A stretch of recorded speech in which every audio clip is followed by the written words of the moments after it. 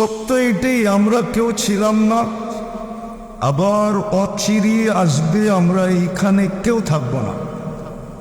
আমরা একদিন কিন্তু জমিনে ছিলাম না, আজকে যদিও আসি ভালো মতে মনোযোগ দিয়া, আমরা যদিও আজকে আসি জমিনে, কিন্তু একদিন ছিল আমরা ছিলাম না। আল্লাহ তাআলা ইনসানে হিনুম মিনাদ দাহরি লাম ইয়াকুন শাইআম মাযকুরা।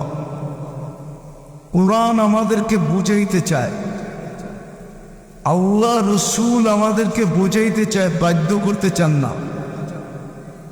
আল্লাহ যদি বাধ্য করতেন আর ইচ্ছা স্বাধীনতা যদি আমাদেরকে না দিতেন তো করার কিচ্ছু ছিল না। জিবরিল আলাইহিস সালাম বড় বিশাল, ফাইদা রাসুহু ফাওকা সাবঈ সামাওয়াত, মাথা উঁচা করলে 7 আকাশের উপরে চলে যায়। রিজলুহু তাহতা সারা, পাও প্রসারিত করলে অথই তলদেশে চলে যায়। সিত্তু মিয়াতু জানা, 600 ডানা। লাউ কাশাফা জানা হাইলা গাত্তাল মাশরিক ওয়াল মাগরিব, 2 ডানা প্রসারিত করলে 2 সীমান্ত ঢেকে দেয়। ওনাকে আল্লাহ ইচ্ছা স্বাধীনতা দেন নাই, ইচ্ছা স্বাধীনতা ওনাকে দেন নাই। এরকম কোন সৃষ্টিকে আল্লাহ ইচ্ছা স্বাধীনতা দেন নাই, শুধু আপনাকে আমাকে ইচ্ছা স্বাধীনতা দিয়েছেন।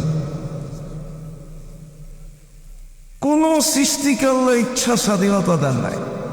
এই জন্য তো আল্লাহ বলছে উনজুর ইলাস সামাই ওয়া ইরতিফাইহা, মাঝে মাঝে আকাশের উচ্চতাটা দেখিস। তারাউনাহু বিগাইরি আমাদ, তুমি কোথাও খুঁটি পাবে না। আমি দাঁড় করায় রাখছি, এক সুতা নিচে নামতে দিই না, চাই যত ওজন হোক, চাই যত বিশাল হোক। আল্লাহ বলে ওটাকে ইচ্ছা স্বাধীনতা দিই নাই, আমার হুকুমের উপরে দাঁড় করায় রাখছে। আরেক জায়গায় বলছে ওয়াদাতু আমরি আলা সামাওয়াতি ফাস্তাকাল্লাত, আমার হুকুম আকাশে রাখতে দেরি, ওটা স্থির হইতে দেরি হয় নাই। একটা না, সাবা সামাওয়াতিন তিবাকা, একের উপরে একটা করে 7টা। তো কোরআন আমাদেরকে বোঝায়, আল্লাহ আমাদেরকে বোঝান, রসুল আমাদেরকে বোঝান। ওই দায়িত্ব আমাদের কাছে আসছে, এই জন্যই আমরা আপনাকে বুঝাইতেছি। মানে কোনো দরকার ছিল না একজন আরেকজনের পিছে পড়ার, কোনো দরকার ছিল না। উলামাদের দরকারই ছিল না আপনাকে বুঝানোর। রাগ হয়ে যাবেন বলবো, বলবো না বইকে না। আপনাদের মসজিদের ইমামের বেতন কত? কয় লাখ টাকা? এই কত? এই মহল্লার আছে, এখানে অটো চালায়, জিজ্ঞেস করেন তো কয় টাকা কামায়? জিজ্ঞেস করেন, অটো চালাইলে ডেলি কয় টাকা কামানো যায়? কত? এভারেজ কত? 1000, ঠিক না? তাহলে হুজুরে 15-10,000 টাকায় চাকরি করে গেল। হুজুর কি পাগল? না অটো চালাইলে ইজ্জত যাবে? বলো হুজুরে অটো চালাইলে ইজ্জত চলে যাবে? আল্লাহ গেছি আলী রাদিয়াল্লাহু তাআলা আনহু যদি শ্রম দিতে পারে, আলী রাদিয়াল্লাহু তাআলা আনহু যদি মজদুরি করতে পারে, এত প্রসিদ্ধ গল্প, প্রসিদ্ধ গল্প এটা। ফাজাইলে আননে আছে, হাকায়াতুস সাহাবার ভিতরে। ইহুদিন বাগানে যায় বলছে মজদুর রাখবা, বলছে রাখবো, শর্ত হইল 1 বালতি 1 খেজুর। 1 বালতি পানি উঠায় দিবা কুয়ার থেকে, তোমাকে 1টা খেজুর দিব। ইহুদি ভাবছে আজকে আলীকে বাটে পাইছি। বাট বোঝেন? আরে ডাকায় শব্দ বোঝেন নাকি? আজকে তোমাকে বাটে পাইছি, খাটায় আমার মুখ। কিন্তু ওর কি জানা ছিল সামনে কি ঘটতে চলছে? তো বলছে তুই খেজুর গণ, আমি বালতি গনি। আধা ঘন্টা উঠানোর পরে জিজ্ঞেস করছে বালতি কয়টা হলো, খেজুর কয়টা হলো রে? মালা কাফাইয়া, আমার 2 হাত বেড়ে গেছে। কয় নিয়ে আয়। তো নিয়ে আসছে যে হাত 2 হাত বেড়ে গেছে। তো নিয়া বলতেছে আদা ইয়াকফিনি আনি রাসূলিল্লাহ ইয়াউম, আল্লাহর রসুলের পরিবারের জন্য আজকে এতটুকুই যথেষ্ট। ইহুদি জিজ্ঞেস করছে অর্থ? আর পানি উঠাবো না। বলছে আজকে যদি পানি না উঠাইতে পারি তাহলে 1 মাস পরে আমার বাড়ি আসবে, সিরিয়াল আসবে, এই বেলা তো আমি মজদুরও পাবো না। ভাবছিলাম তোকে ফাঁসাবো, এখন দেখি উল্টা তুমি আমারে ফাঁসায় দিতেছ। বলছে তুমি তো দিন ঠিকা নেও না আমাকে। তুমি বলছো 1 বালতি 1 খেজুর, আমি ওই হিসাবে যত খেজুর দরকার অত বালতি উঠেছি। এখন ইহুদি বাটে পড়ছে কি কি? এখন ইহুদি বলতেছে লাকা নিকুল্লি দালবিন কাদা, 2 হাতে যতটি আছে প্রত্যেক বালতির বদলে এতটি খেজুর দিন। আলী রাদিয়াল্লাহু তাআলা আনহু উল্টা বলতেছে লাউ আতাইতানি লিকুল্লি দালবিন দালবা, যদি প্রত্যেক বালতির বদলায় প্রত্যেক বালতি 1 বালতি খেজুর দেশ, তারপরে বালতি হাতে উঠবে না। মুসলমান প্রয়োজনের বেশি খাটে না, বইলা দে হাঁটা।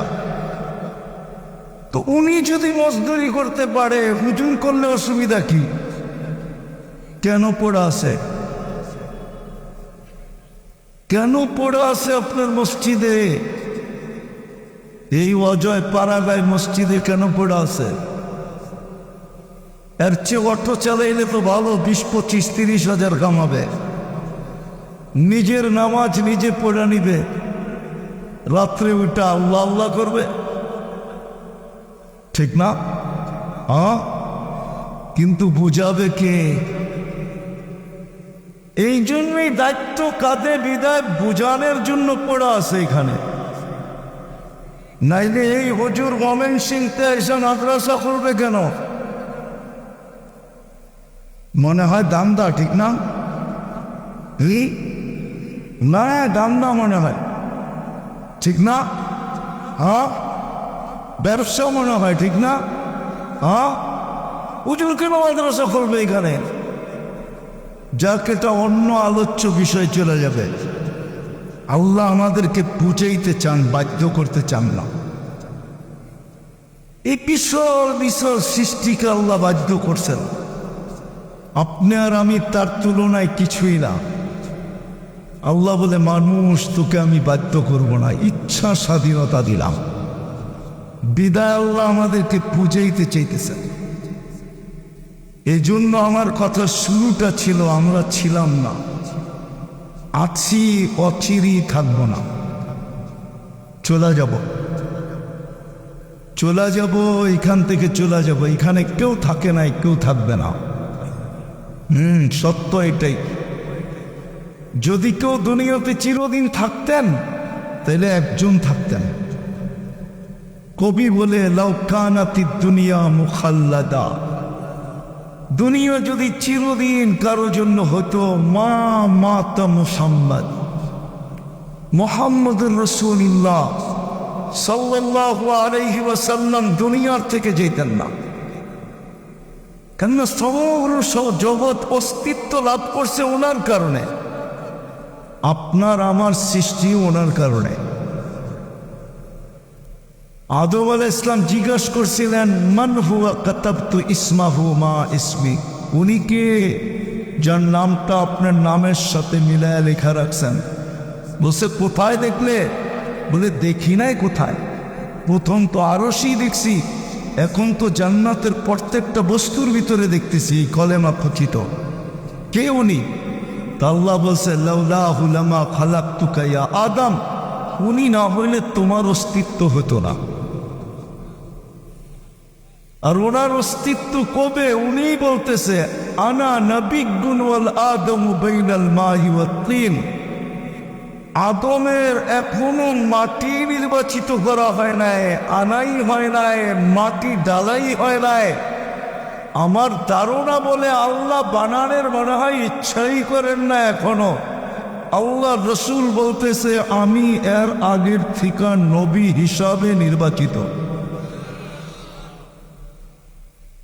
উনি চিরদিন থাকতেন। উনি যখন থাকেন নাই, তো বড় ব্যক্তিত্ব,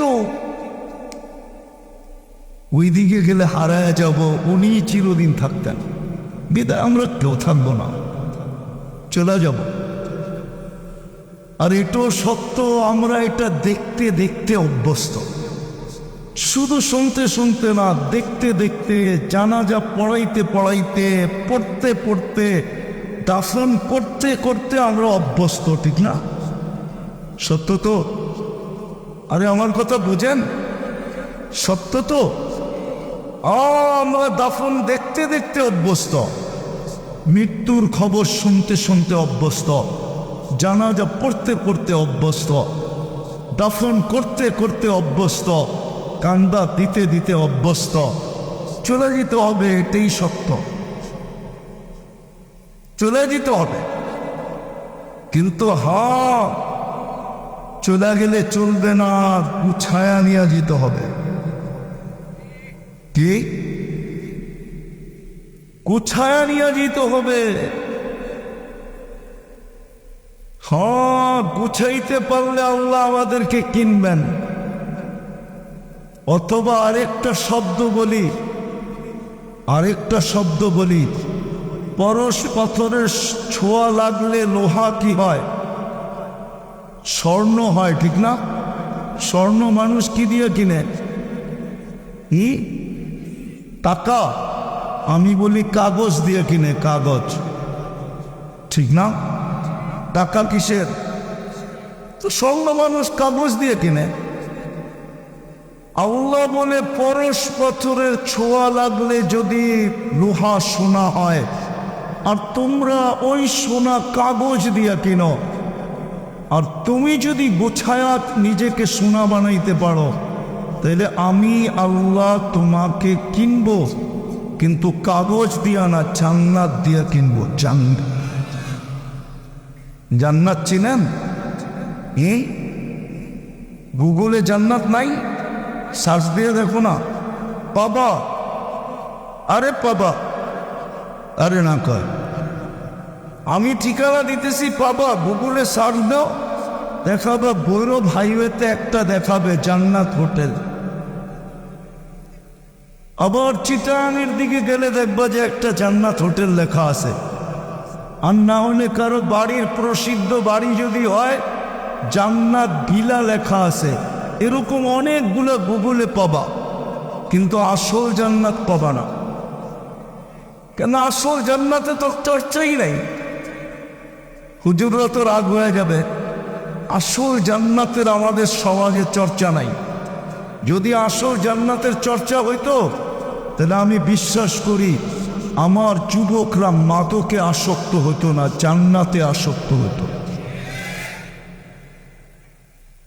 আমার নারীরা, মা বোনরা দুনিয়ার বস্তুতে আসক্ত হতো না। সারাদিন অনলাইনে ঘরের খুঁটিনাটি জিনিস দেখতো না, অনলাইনে মার্কেটিং করতো না, অনলাইনে আসক্ত হতো না। আমার মা বোনরাও জান্নাতের আসক্ত হতো, জান্নাতের কসম। যেই মহিলার দিলে জান্নাত ঢুকছে, ও বৎসরে 4 জোড়ার বেশি 5 জোড়া কাপড় কিনবে না। পুরান কাপড় রাখার ওর কাছে কোনো আলমারি থাকবে না। বলে আপনার ঘরে আছে, আমার ঘরেও আছে, আমিও ঢুকাইতে পারি না। 3 মাসে 1 জোড়া কাপড় কিনবে, 3 4 12, 4 জোড়ায় বৎসর শেষ। কেন? ওই মহিলা জানে জান্নাতে ওকে আল্লাহ কি পড়াবে। ও তো সারাদিন মুস্কি মুস্কি হাসবে আর হাত উঠে দোয়া করবে, কবে যাব আর এই জান্নাতের লেহেঙ্গা পরব। জান্নাতে আল্লাহ লেহেঙ্গা পরাবে মা বোনদেরকে। শুধু কুচি হবে 3 কিলোমিটার ঘেরের কুচি হবে, 3 কিলোমিটার ঘেরের কুচি পড়লে 3 কিলোমিটার ছড়াবে। আরে বুঝছেন, সুতা দিয়ে তৈরি না, নূরের থেকে সুতা, ওর থেকে কাপড়, ওর থেকে কুদরত দিয়া বানাবে লেহেঙ্গা। সাহাবা জিজ্ঞাসা করছে, ইয়া রাসূলুল্লাহ, এত বড় লেহেঙ্গা উঠাবে কিভাবে? তা আল্লাহর রাসূল হাসতেছেন আর বলতেছেন, আলোর কোনো ওয়েট নাই, নূরের কোনো ওয়েট আছে নাকি? নূরের গতি আছে কিন্তু কোনো ওয়েট ওজন নাই। আবার এই আলো না কিন্তু নূর, আলোর ভিতরে হিট আছে, গরম ধরে, লাইটে ধরেন গরম লাগবে, নূরে কোনো গরম নাই।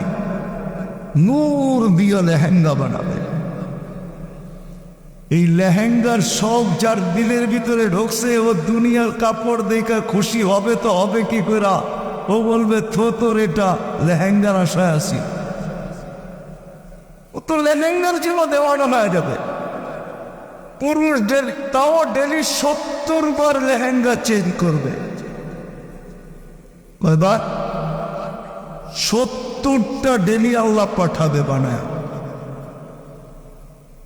70 ডিজাইনের, 70 কালারের, নূরের কালার। পুরুষ ডেলি 70 বার কাপড় চেঞ্জ করবে। কোন দর্জি বানাবে না যুবক, আল্লাহ কুদরত দিয়ে বানায় পাঠাবে। যেমন তোমাকে 1 ফোঁটা পানির থেকে কুদরত দিয়ে বানাইছেন, আজকে অনেকে তোমার দিকে তাকায় তাকায় মুস্কি মুস্কি হাসে, ঠিক না? কেউ আবার চায় তুমি লেখা দাও I.U, মনে হয় বোঝে নাই না, কোত্থেকে বুঝবো, ফিডার খায়, কোত্থেকে বুঝবো, ঠিক না? আবার অনেকে চায় 14 তারিখে তুমি ফুলও দাও, ঠিক না? আবার হোটেলে নিয়েও খাওয়াও, ঠিক না? আবার পার্সেলও দাও, ঠিক না? যে 1 ফোঁটা পানির থেকে তোমাকে এরকম যৌবন বানাইছে, যুবক বানাইছে, ওই আল্লাহ কুদরত দিয়া কাপড় বানাবে। ওই জান্নাত দিয়া কিনবে, হয় জান্নাত দিয়া কিনবে, যেখানে মজা আর মজা, ফুর্তি আর ফুর্তি, স্বাদ আর স্বাদ। জান্নাতে ঢুকার পরে জান্নাতি ভাববে, হায় এত মজার জায়গা আল্লাহ দিল, যদি মৌতে পড়লো তাইলেই তো শেষ, ঠিক না? কি সাথে সাথে ঘোষণাপত্র আসবে, গ্যারান্টি পত্র আসবে, আনতাহইয়াউ ফালা তামুতু আবাদা, চিরদিন থাকবে, মৌত কোনোদিন আসবে না। খুশি আরো বেড়ে যাবে। আবার ভাববে, জীবন তো পাইলাম, যদি বুড়া হয়ে গেলাম তাইলেই তো শেষ। দ্বিতীয় গ্যারান্টি পত্র সাথে সাথে আসবে, আনতা শিব্বু ফালা তাহরামু আবাদা, চিরদিন যুবক থাকবে, বৃদ্ধ কোনোদিন হবে না। ফুর্তি আরো বেড়ে যাবে। তারপরে তৃতীয় চিন্তা মাথায় আসবে, জীবন পাইলাম, যৌবন পাইলাম, যদি অসুস্থ হয়ে যায় তাইলেই তো মজা শেষ। তৃতীয় গ্যারান্টি পত্র আসবে, আনতা সিহু ফালা তাহরামু আবাদা, চিরদিন সুস্থ থাকবে, অসুস্থ কোনোদিন হবে না। মজা আরো বেড়ে যাবে। আবার চিন্তা আসবে, জীবন আছে, যৌবন আছে, সুস্থতা আছে, কিন্তু নেয়ামত খাইতে খাইতে যদি কমে গেল, রাজার গোলাও তো একদিন শুনছি শেষ হয়ে যায়, এই নেয়ামত যদি শেষ হয়ে গেল তাইলে কি হবে? তো চতুর্থ ফাইনাল পত্র আসবে, গ্যারান্টি পত্র, আনতানামু ফালা তাইআসু আবাদা, চিরদিন নেয়ামত পারবে, কোনোদিন কমবে না। 4টার দ্বীপ দেওয়ার পরে হয় ফুর্তি বেড়া যাবে এত, তারপরে আল্লাহ বলবে আরো 3টা বাকি আছে, বলছে আল্লাহ সেটা কি? দুনিয়াতে আমি চাইলেই হইতো, তুই চাইলে হইতো না। আজকে কে চাইলে হয়? আরে বলেন না।